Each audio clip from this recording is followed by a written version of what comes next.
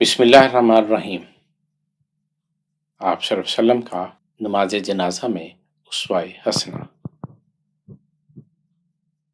حضرت انس رضی اللہ عنہ سے روایت ہے، فرماتے ہیں کہ آپ صلی اللہ علیہ وسلم عورت کی میت کے درمیان کے سامنے اور مرد کی میت کے سر کے سامنے کھڑے ہوتے تھے۔ حضرت ابو ہریرہ رضی اللہ عنہ سے روایت ہے، فرماتے ہیں کہ آپ صلی اللہ علیہ وسلم نے نماز جنازہ پر تکبیر کہی۔ آپ صلی اللہ علیہ وسلم نے پہلی تکبیر کے وقت ہاتھ اٹھائے اور دائیں ہاتھ کو بائیں ہاتھ پر رکھا۔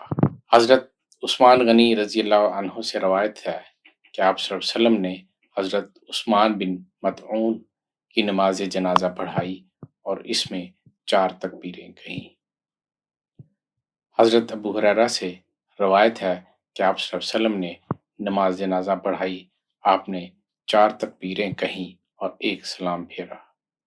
حضرت ابن عمر رضی اللہ عنہ سے روایت ہے کہ حضور اکرم صلی اللہ علیہ وسلم ہر نماز میں اور نماز جنازہ میں ہر تکبیر کے وقت ہاتھ اٹھاتے تھے۔ حضرت جابر سے روایت ہے کہ حضور رحمت عالم صلی اللہ علیہ وسلم نماز جنازہ میں 4 تکبیریں کہتے۔ حضرت جابر رضی اللہ عنہ سے روایت ہے کہ حضور رحمت عالم صلی اللہ علیہ وسلم نے نماز جنازہ میں 4 تکبیریں کہیں۔ آپ صلی اللہ علیہ وسلم نے پہلی تکبیر کے بعد سورہ فاتحہ پڑھی۔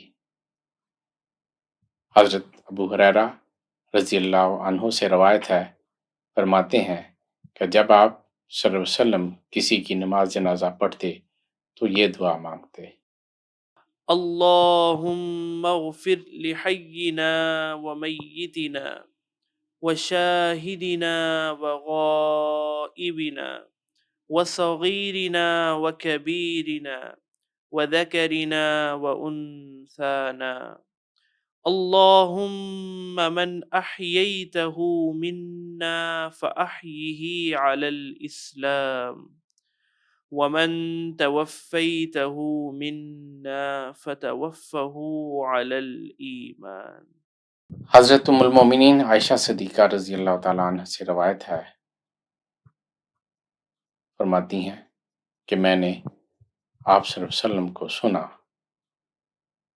آپ صلی اللہ علیہ وسلم نماز جنازہ میں یہ دعا مانگ رہے تھے: اللهم اغفر له وصل عليه وأورده حوض رسولك۔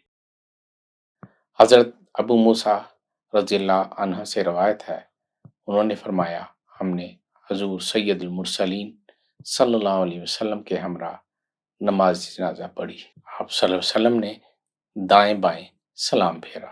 امام احمد نے دار قطنی سے روایت کیا ہے کہ حضرت اسود مسجد نبی کی صفائی کرتے تھے، ان کا وصال ہو گیا، انہیں رات کو دفن کر دیا گیا۔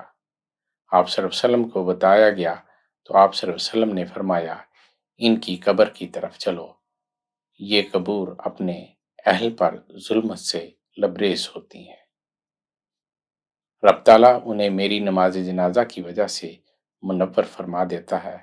آپ صلی اللہ علیہ وسلم ان کی قبر انور پر تشریف لائے اور اس پر نماز جنازہ پڑھی۔ حضرت مصعب رحمۃ اللہ علیہ سے روایت ہے کہ حضرت ام سعید رضی اللہ عنہا کا وصال ہو گیا۔ اس وقت آپ صلی اللہ علیہ وسلم سفر میں تھے۔ جب آپ صلی اللہ علیہ وسلم مدینہ تشریف لائے تو ان کی قبر پر نماز جنازہ پڑھی، حالانکہ ان کے وصال کو 1 ماہ ہو چکا تھا۔ حضرت ابو ہریرہ سے روایت ہے کہ رسول اللہ صلی اللہ علیہ وسلم نے جس دن نجاشی فوت ہوئے، لوگوں نے ان کی وفات کی اطلاع دی۔ آپ صلی اللہ علیہ وسلم صحابہ کرام کے ساتھ باہر جنازگاہ میں گئے اور آپ صلی اللہ علیہ وسلم نے 4 تکبیریں کہیں۔